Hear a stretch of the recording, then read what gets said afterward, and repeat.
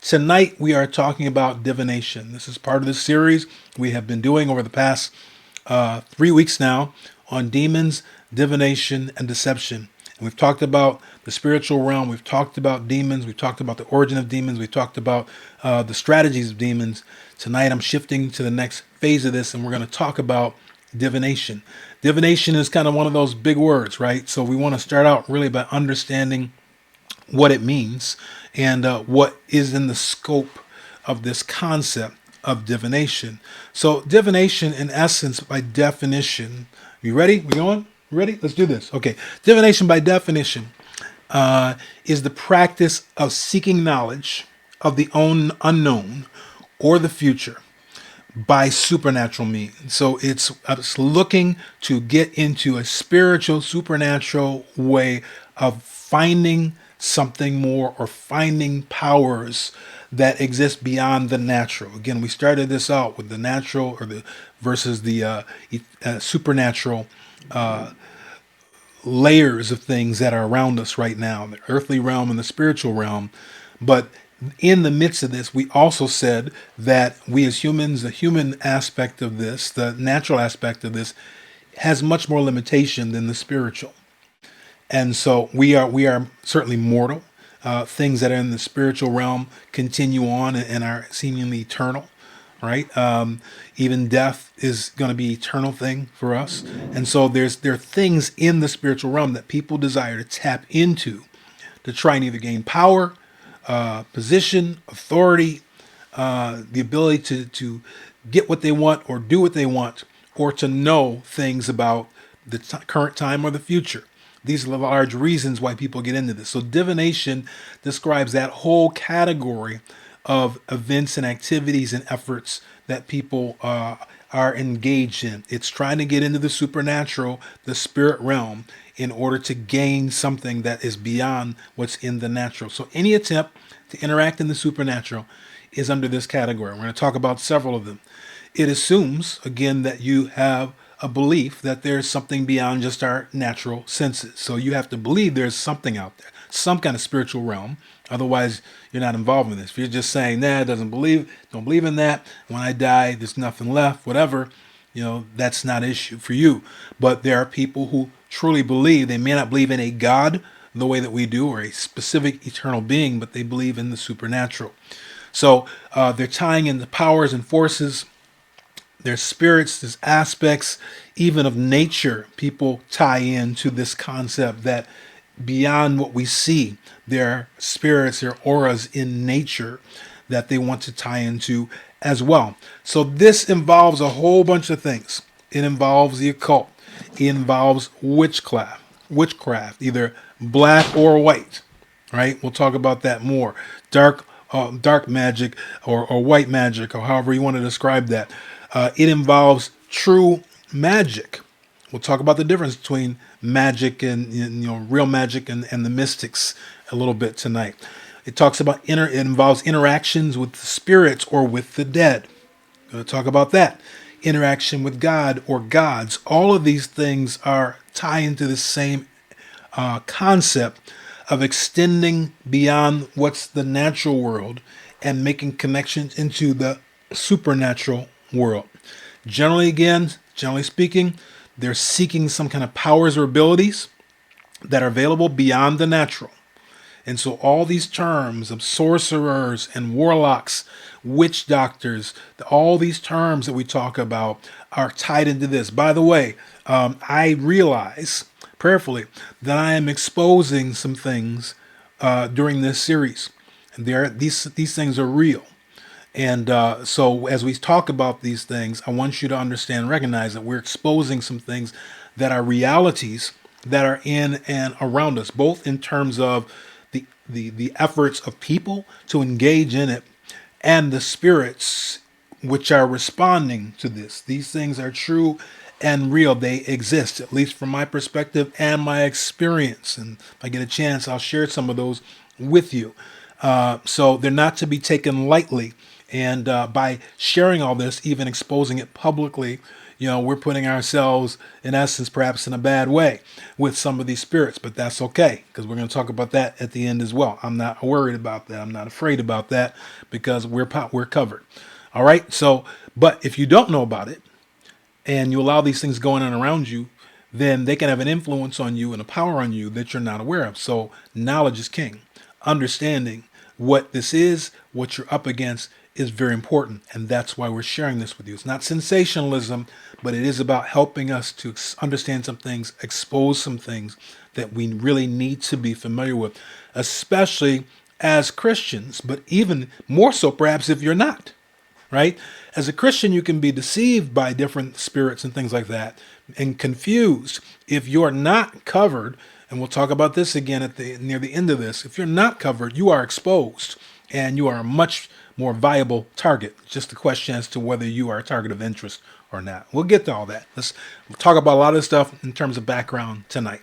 So first of all, the term white witches. A lot of people hear the term white witches. Some people will claim I'm not a witch like the type you think of. I'm not an evil witch. I'm a good witch. I'm a white witch, good witch. And so they try to isolate themselves with that. And there is somewhat of an isolation in terms of the intent. Generally speaking, and all these things I'm going to talk about are generally speaking because there can be very specific cases of how people approach and consider themselves. But generally speaking, there are people that consider themselves to be good witches or white witches. They're right here in our community, right? You'll see some of these symbols on people's houses that where they're actually publicly showing those symbols, which represent the types of things that we're talking about now. But the primary intent and focus of these type of people are to make a connection to powers that are associated with nature. More so than focusing on spirits, they focus on things like what's in nature, the power or the aura of the sun and the wind and the things that are associated in nature. By the way, that concept goes way back in history in terms of some of the original beliefs of gods that we see were gods of nature. God, the sun god, the wind god, the water god, all these things over many, many different cultures. And so that has existed for extended period of time where people have sought to those things in nature as having a power, having some kind of an aura or something that can impact our lives and that have an identity or a power, if you will, of their own. So those powers are oftentimes from a good witch or white witch associated with connecting, tapping into the natural elements. That's why they deal with crystals and the feelings and the sense and the vibrations of crystals. All these different aspects of them are tied to things in the natural, and their pursuit is to connect up to those kinds of powers to be able to gain some kind of power from them or tap into it or align it or use it in some kind of way. There is a difference between what's happening here versus some of the other things that we're going to talk about. So these things and these concepts are used as a point of connection between the natural and the supernatural. Like again, you'll go into some of these, there's stores right out there where they sell different crystals and things like that. Sometimes it may be wood, like a branch or a limb. Some of these things that you see, have heard in terms of witches, quote unquote, are things that they use, which are connection points between what they believe to be in the natural and what they believe into to be in the spirit. But the focus typically is not towards spiritual beings like we consider. They're more towards the elements of that are natural to the natural things around us. That's the main difference, right? A psychic is someone, for example, that believes in, I'm going to put all these in categories for you, hopefully help you. They believe in connection to an energy that surrounds people and things. There are people that feel like, how do you feel the aura? There's an aura around this person. This person has a positive aura, a negative aura. They don't necessarily attach it to a demon or a spirit around them. They attach it to something in the person, whether it be how they were born or their character, or whatever case it may be. And a psychic will tend to read into the energy that's associated with a person or certain things in nature. They'll go into a house or they'll go into a field or some area and try and pick up the energy that's there that helps them to identify certain things out of that area. So that's one category. Now we get in the other side of it, what we call the dark witches, right? The white witches are looking largely for energy and things that are associated with nature. Dark witches and warlocks, as we also call them, typically associated with dark powers. They're typically trying to connect into spirits that are beyond just nature. They're looking, as we have described earlier, about the spiritual realm, the natural realm, and they're looking for spirits that exist in the spiritual realm to be able to tap into them, and then to be able to get some kind of access to power or understanding from being associated with them. Typically, this is going to be evil spirits. Now, they may not consider them as evil. They may think of them as angels. Remember, devils are fallen angels, but they're looking for some kind of a spiritual being from the other realm through which they can connect or tap into. Typically, we think of them as seeking a greater power to fulfill their desires. So they want something, and so they're seeking these spirits to be able to gain something that they don't have of themselves. Now, in essence, believe that a lot of the things that we see and talk about in terms of people who are successful and done X, Y, and Z is very feasible. It is very possible from a biblical perspective that some of the things that they have achieved and done have been tied to this seeking of spirits and connection to spirits. I would not put that on everyone. I wouldn't put that tag on everyone, and I wouldn't say just because they had such a sensational career, they must have been tied to spirits. I'm not going to say that. People can either be intentionally connected to spirits, they can be unintentionally connected and affected by spirits. And we're going to talk about that a little bit later on, because you can access certain connections and doors sometimes without even intending to do it. So this is why we want to talk about some of these things. But I do believe that there are people who have been very successful and achieved great things from the measure that we would see in the natural, because of the fact that they have tapped into powers that are beyond just the natural. We see an example of this concept with Jesus and the devil. When Jesus was being tempted in the wilderness by the devil was proposing to excel Jesus if he would worship him. He would propose, listen, you follow me, I'll get all of this will be yours, right? So I want you to understand that the potential for that to happen, to receive things from being connected to the spiritual side of things and dark forces, it's a very physical thing biblically. It can happen. I'm sure it has happened. I just can't tell you specifically this one versus that one. First of all, I ain't met them and connected to them. Don't know how they got to where they got. Some people just worked really hard and they had some really great opportunities. But it is feasible for that to happen. Now we'll talk about a little bit later on, because there's typically a consequence, right? There's typically a consequence. We've seen all the things I'm going to talk about. You've seen all kind of movies about all this stuff, right? And some of the movies that you see are biblically feasible. Some of them are not. Some of them are someone's imagination of these kinds of principles put into some kind of a storyline. And there's just movie after movie after movie that ties to these type of things. But I want to give you really more precise, more accurate understanding than what you may or may not hear somebody playing up in a movie. It's kind of like, they used to do all the movies around things like the parting of the Red Sea. And some of them have been more biblically accurate. Some of them have been more imaginatory in order to make the story one that was appealing, right?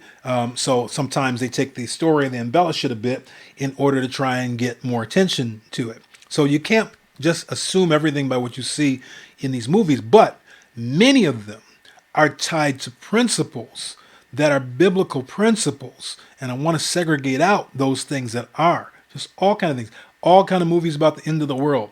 And there's so many things, there are pieces and bits of things that in a lot of these movies are truly tied to biblical concepts. And many of them are happening now, but that's a whole nother story I'm not getting into tonight.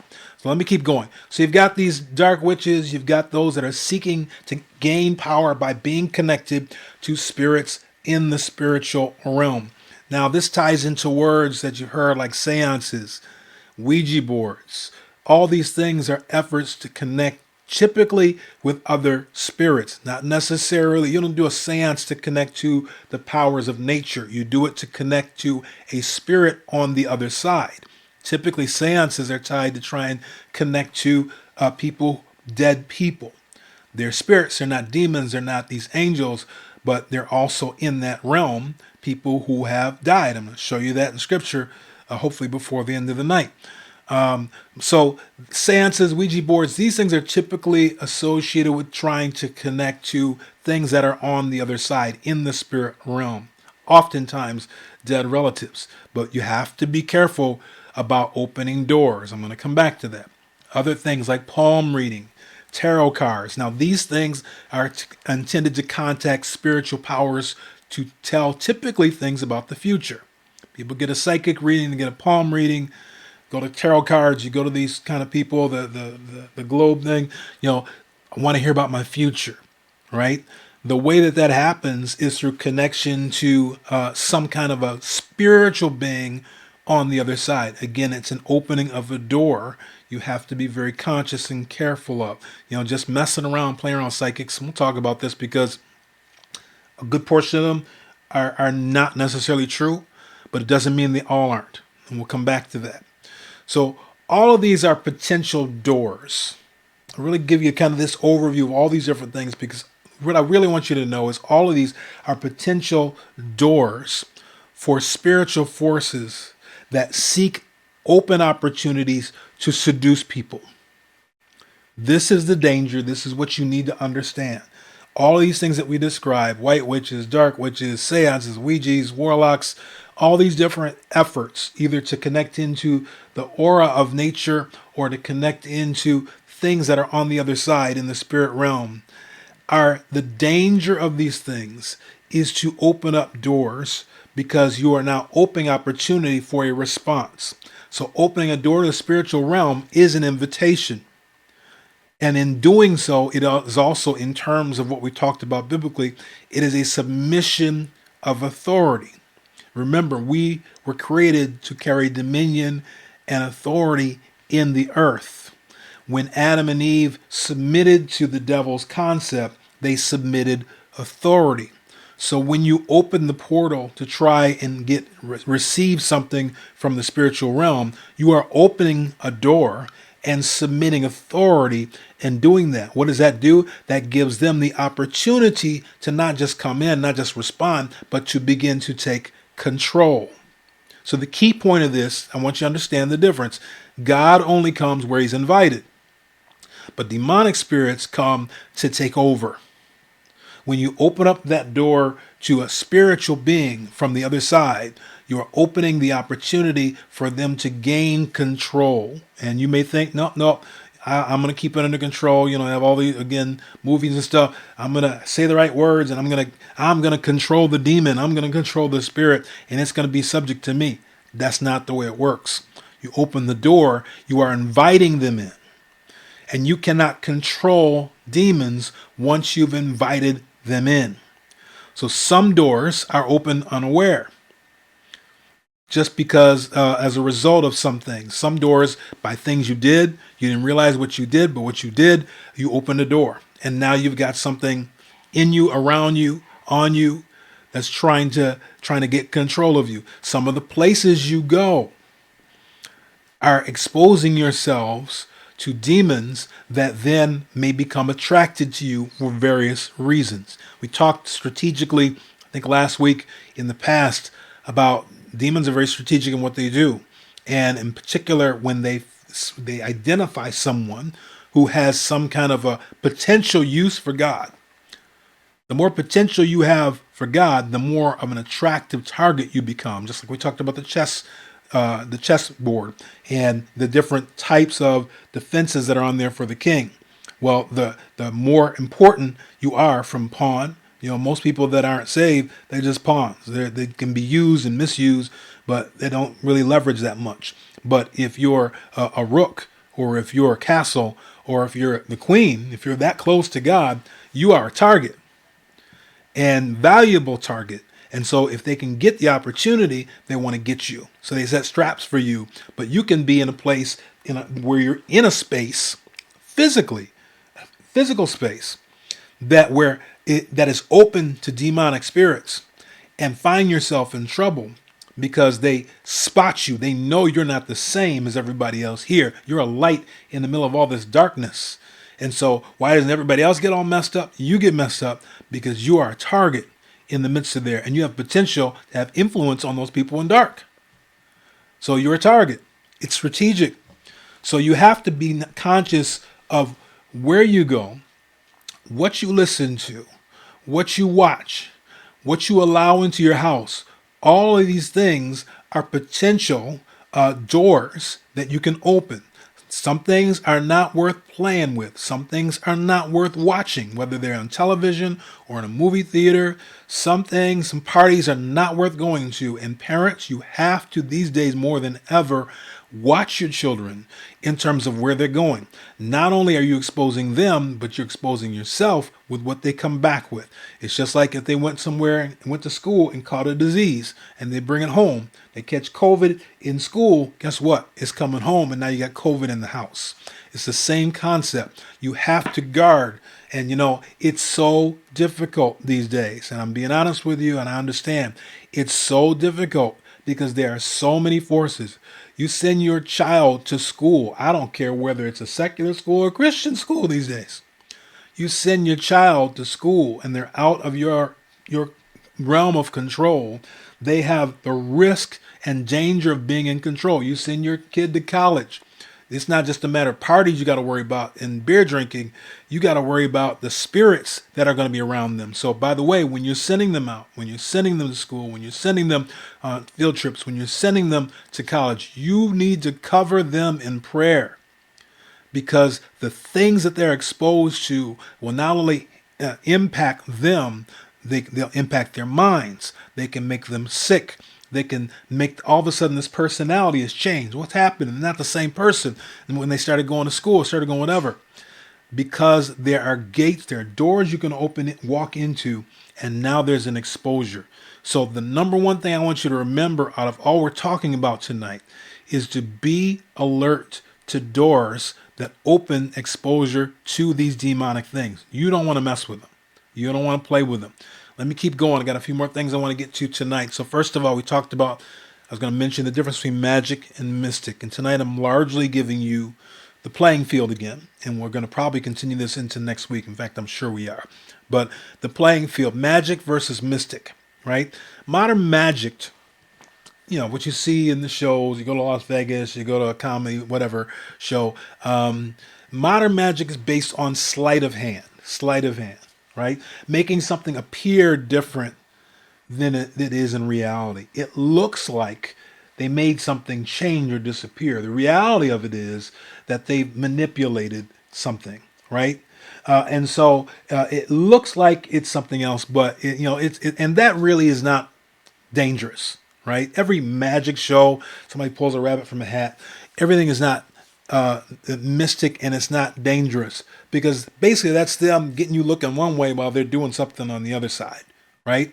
And it looks like something that it's not, but that's just sleight of hand, right? Mystic involves reaching beyond the natural realm and into the spiritual realm. So mystic is not just the appearance of something, but mystic is something that is really not natural. It's something really did just change, right? They actually moved into a different realm to connect something, get something, receive something, etc. So there are, and I mentioned this earlier, we talked about like psychics and that. They're true spiritualists. We used the term spiritualists earlier.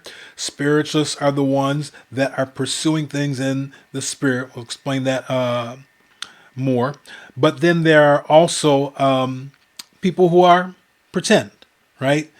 In some aspects, it's an entertainment thing. There's some psychic channels you might look at or watch or call, and they may not be real in terms of their connection to spiritual things, but they can guess, they can lead. Even when you go again to magic shows, oftentimes they learn how to give you tricks. subliminally. And what I mean by that is some of the ways they say things and approach things. And magicians that tell you different things. Sometimes they have plants and it's not real at all. Other times they just know how to manipulate you to think on a certain number, a certain color, etc., so forth, like that. And it looks real, but it's not, and it's more entertainment factor. But in the midst of that, there is a mixture of those things which are truth. And this is what you got to be careful of, because you might be thinking, yeah, we're just going to have my fortune told today. It's going to be fun, right? I'm going to read this, right? Palm readers, yeah, let them read my palm, And in some cases, they're making up stuff and there's no harm done. Basically, entertainment, you paid them money, they got paid for it, you got whatever, right? It doesn't really change anything, doesn't happen. But there are reals and realities in this. I can't give you a percentage, how many are true versus how many are untrue. I can tell you, again, that I've seen things, even on television, I've seen clips of things where there are people that seem to have true powers when it comes to abilities to either know things or identify things that happened to you in your past, things like this. I believe that there are true psychics and they are tapped into spiritual elements that are enabling them to find out things that they can only learn from the spiritual realm. Remember that the devil is a copycat of God. And so if we can have true prophecy by being connected in the spirit, then there has to be some logic that you can learn some things in the spirit realm from demonic spirits as well. Typically, the difference is the devil doesn't know the future. If he knew the future, he would never let Jesus die like he did, right? But he knows the past. I shared a couple weeks ago that the devil has a record book on you, on your family. He knows what family you came through. He knows who your parents were. He knows how you were scarred as a child. He knows every incident that happened to you that's relevant, which is why he can so pick on you in spots where you're vulnerable. One of the reasons the Bible calls him accuser of the brethren. He knows your script. He knows what hurts you. He knows what you're vulnerable to. He knows what you want to stay away from. He knows what you're afraid of. And so when he decides to push your buttons, him or whomever is assigned to you, they work in those areas that are vulnerable to you. So understand that's why, when you're pressed, it's never in something that's not an issue to you, right? If you've never drank a drop in your life, the devil's not pushing you to try and make you an alcoholic. Because that may not be your issue, but you may be vulnerable over here because you were hurt and scarred as a child. And so now if I push your buttons about that, then now I'm going to get a response out of you. Devil's strategic. But the history on you is written. And the devil has access to your past. So when a psychic comes and tell you, oh, I think when you were 3 years old, such and such happened. Now, there's some of that can be guessing and speculating, but others of it can be quite accurate and no other explanation for it but the fact that they got the record. And they got the record because they are connected to something in the spiritual realm. You need to run if somebody starts coming to you and talking to you about stuff that you don't know from your past. And even in the church, you got to be careful because there's some people, again, that may or may not be getting it from God. There have been a lot of pretenders over time that have made great names for themselves when they're really being connected not from God, but they're being connected from the devil. So you have to be conscious and careful who you allow yourself to be connected to on certain levels. So true spiritualists, they're definitely out there. Good versus evil intents can be coming from them, and they'll use these forces to interpret elements of natural circumstances in your life. And so they'll tell you, yeah, there was a time when you had this kind of problem, and you were really sick at such and such an age, or things like that, because the record is out there. But largely the reason that this happens is to try and pull you in to something that could be very, very dangerous for you because it's drawing you into a place where you are open and then are subject to being influenced and perhaps even overcome by these spirits. So all of these elements that I've laid down to you tonight to begin are the types of things that exist in the spirit realm, and they tie into things where not only are the spirits themselves trying to get to you, but there is some interim, there's some person on this side that is connected to something on that side. And they become the conduit by which the Spirit can approach you to try and get into your life and your situations. I'm going to give you some spiritual examples that are going to enable us to take this a little bit deeper. I'm going to start tonight and we're going to continue this next week. But I want to start tonight in this first one in 1 Samuel chapter 28. It's a story that many people have heard of. I want to take you into a little bit deeper so we can examine it a bit tonight. 1 Samuel chapter 28. I'm going to read the story first, and then we will talk about it. Going to 1 Samuel chapter 28, beginning at verse 3. And by the way, I'm in the New King James Version. This is a time where King Saul, had already been separated from God. God had basically taken the kingdom away from him. He was still in the role, but God's grace wasn't upon him anymore. And so now he's in this situation where he's desperate because he doesn't have the prophet Samuel anymore. God's not speaking to him. God's not responding even when he's offering sacrifices, and he's desperate to get something. He needs a word from something. And so instead of trying to stay in the channels of godly things, God's not responding. He says, listen, I need to go find something. And so he goes to find a medium. He goes to find someone who can make a connection for him to the spirit realm because he needs somebody to talk to. And so he's trying to get connected to Samuel, who is dead at this point in time. Now let's read this story. It says, now Samuel had died, and all Israel had lamented for him and buried him in Ramah in his own city. And Saul had put the mediums and the spirits out of the land. The mediums and the spirits. We're going to talk more about that after we continue reading this.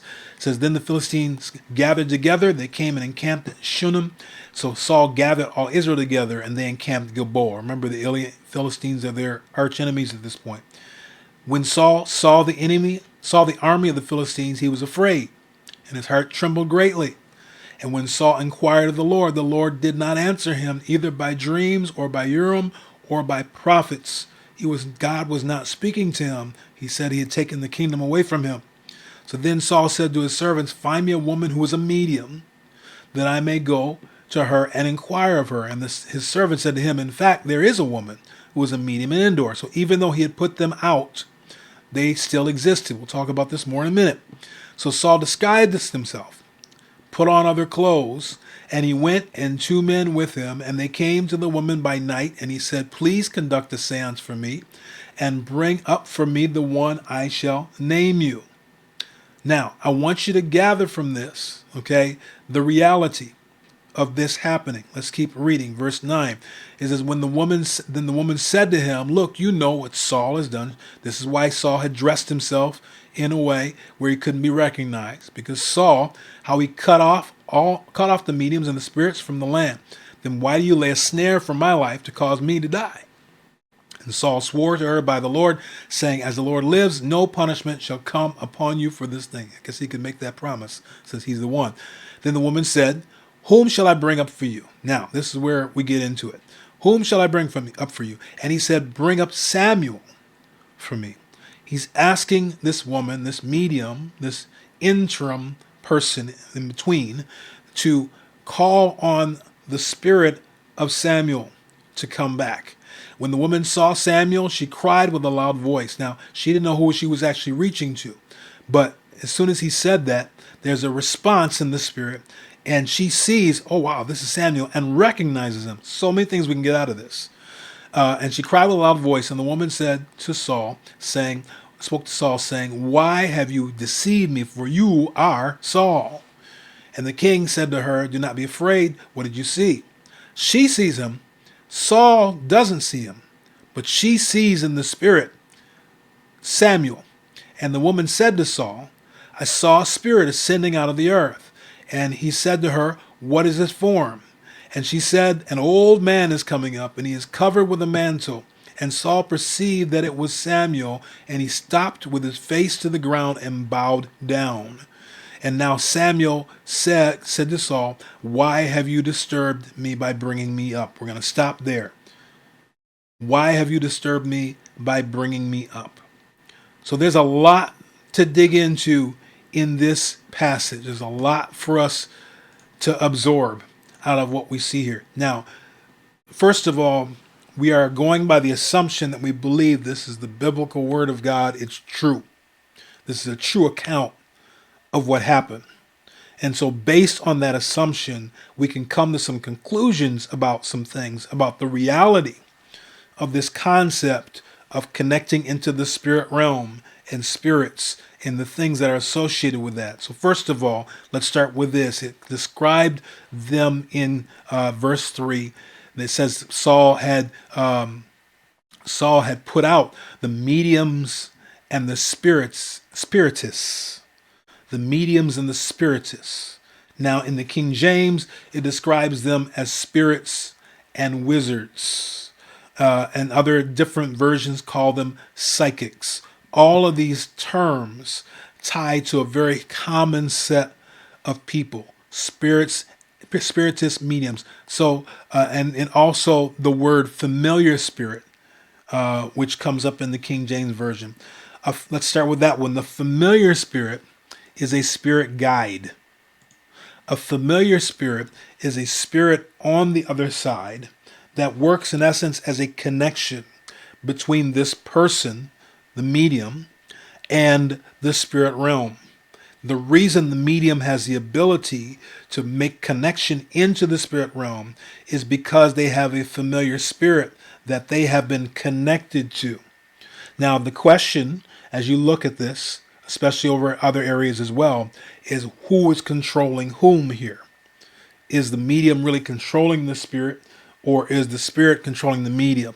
We'll read probably next week, by the time we get to it, a case that demonstrates, suggests the latter, that the spirit is actually controlling the medium.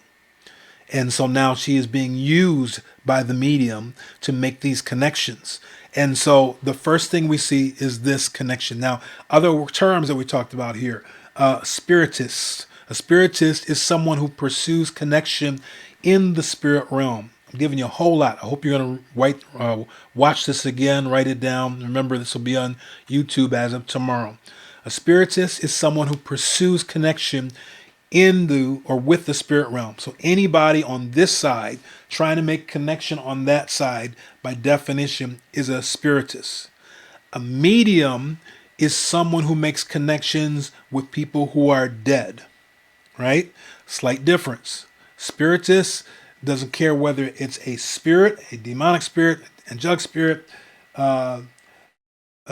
devil, or a dead person. But in the spirit realm, you have both spirits, you have these angelic type beings, these principalities, things that exist in the spirit realm, along with angels and fallen angels, the devil. But then you also have people who have passed on, and their spirit still exists in the realm. Again, if you believe this, another reason why you need to be getting ready for afterlife, after death, because we exist somewhere in some form. And according to this, Saul wanted to use one of these connecting people and spirits, right, a medium, to get connection to someone who had passed on, who had died. A couple more terms we hear: soothsayer. A soothsayer, this is an old term, but it exists. One who engages in divination or fortune telling.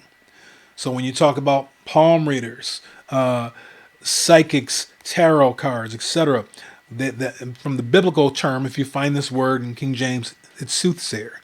Sorcerers, we're going to find them as well, especially in the book of Exodus. Sorcerer is one who engages in spells, potions, divination, and communication with spirits. They try to use all these different potentials and powers in order to gain power, authority, to do things, to change things in the natural by using powers in the spirit. So this is when we get into spells, we get into voodoo, we get into the types of witchcraft that many of us think about in terms of casting spell. And I want to just say again and emphasize again, we see these things oftentimes demonstrated in movies and things like that. We think very light of them. Most of the time we think it's just fun and games, right? People will try and teach your kids that it's just fun and games, but there is a reality to these things that does still exist today, and not just overseas. There is a reality that there are people that seek power through spiritual things that will try to cast spells to do things and put things on people. These things are really, truly exist. And again, this concept of the divination is the concept of people that are trying to interact in the spirit realm for various reasons. Different from when we were talking about purely demons and what they're trying to do.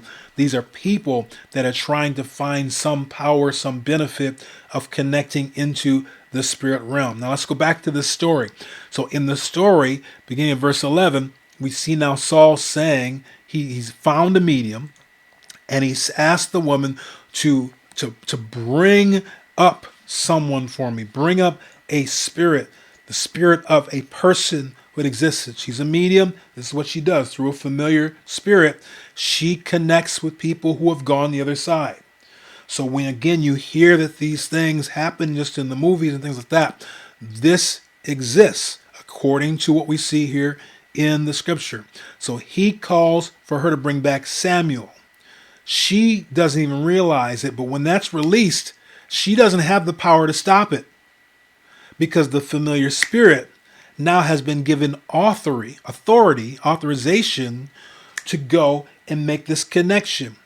And this spirit goes back and gets the spirit of Samuel, and Samuel comes back. Now there's a question as to whether this spirit is just now acting like Samuel or truly is Samuel. We're going to come back to that question. But there's a question as to whether the spirit now is taking the form of and presenting as Samuel or truly is Samuel. She doesn't realize what's happening until it happens. She doesn't even realize who it is that she's really calling on. But that has been released. The door has been opened. The spirit is there. It now goes forth and does this and brings back Samuel, or for the moment, let's say, begins to speak as Samuel. The woman sees the image. She can see this in the spirit realm. Saul can't see it. Saul's asking, what do you see? I don't see anything. But the woman can see this spirit, which has come up, if you will. I don't know whether it's up, down, whatever, but it has come now into this place, in this presence. So now you've got in this space, whether it's a room, outside, whatever it is, you've got the woman, you've got Saul, you've got the familiar spirit, and you've got this Samuel, whether it's a familiar spirit or him himself. They're now in the spirit realm, is connecting into the natural realm. He says, bring up Saul. Saul shows up. Samuel shows up. She knows she's in trouble, right? Because number one, she knows this is Samuel. He asks her, what do you see? She says, I see an old man. By the way, she sees an image that's familiar to her. She recognizes the image in the spirit as being Samuel. Now, some of us have asked the question, when we go on to heaven, when we die, are we going to be able to recognize each other? From what we see here, she was able to identify that this was Samuel. She saw him. She said, what do you see? She said, I see an old man. He asked what his form is. Old man coming up. He's covered with a mantle. She sees the mantle. She sees the old man. She knows, okay, this is Samuel. So whatever form he may be in an angelic form, a spiritual form, which by the way is still yet to come, when she comes to him, he's recognizable for what he will look like and was identified on the earth. And so now Saul believes, okay, you're seeing the right thing. That's it. And so Saul now starts a conversation with this spirit, by the way, which he couldn't see. So this conversation is either happening through her or it's happening now through the spirit. And so Samuel speaks and says, why have you disturbed me by bringing me up? Right? I've been at my spiritual rest. This isn't his body, but his spirit now has come up and is speaking to Saul. I want you to gather from this that there is a reality to this aspect. Now, this did not only exist in those time frames, because there are people that deal with, again, these mystic arts and are interested and even passionate about making these connections into the spirit realm. And so not everyone that you hear about is fake. Not everyone that you hear about is real. But the danger is that there are some that are real, and the things that they are opening gates and doors to can be very, very dangerous. Now, just to conclude this question of whether this really is Saul or not, I'm going to tell you Samuel or not. I believe it is. I believe that it was the Spirit went and it did make connection with Samuel and drew that spirit back so that there was a conversation between Samuel and Saul. And one of the reasons I believe that, or one of the things I'll point to as evidence to affirm that, is that we do see in the Bible where there were spirits of the dead that came back, at least for a period. We saw that, in fact, when Jesus died. In the book of Matthew, chapter 27, it describes to us what happened when Jesus died on the cross. Let's jump there real quick, and then we'll want about wind it down for the day.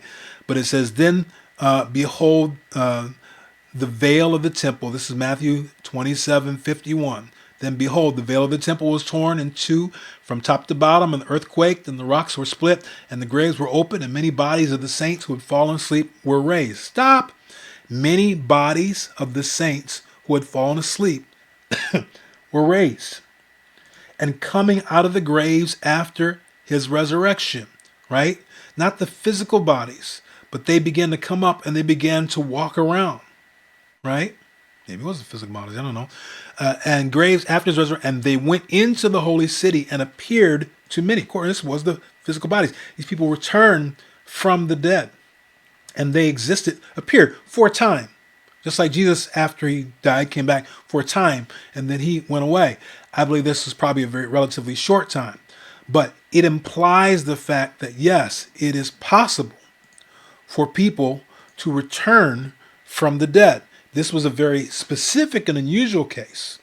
In the case that we see in the story in Samuel, it's the spirit of Samuel that arises, not just him in physical flesh, but it is something that can be seen first by her in the spirit, and then it can be communicated with through Saul, through these channels.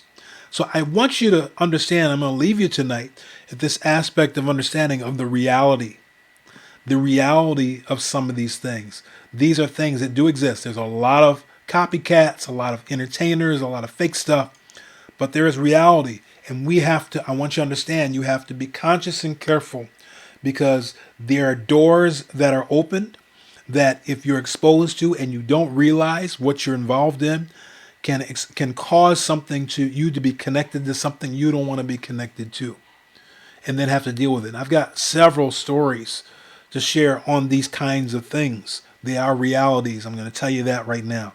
But our time is up. And this is part one, and we're going to go to part two next week. Next week, we're going to have share a few more things scripturally that tie into the things we described. And then I'm going to talk about the other end of this. What do we do about it? Can we actually be harmed by this? How do we protect ourselves against these things? I'm going to go to that side of it next week.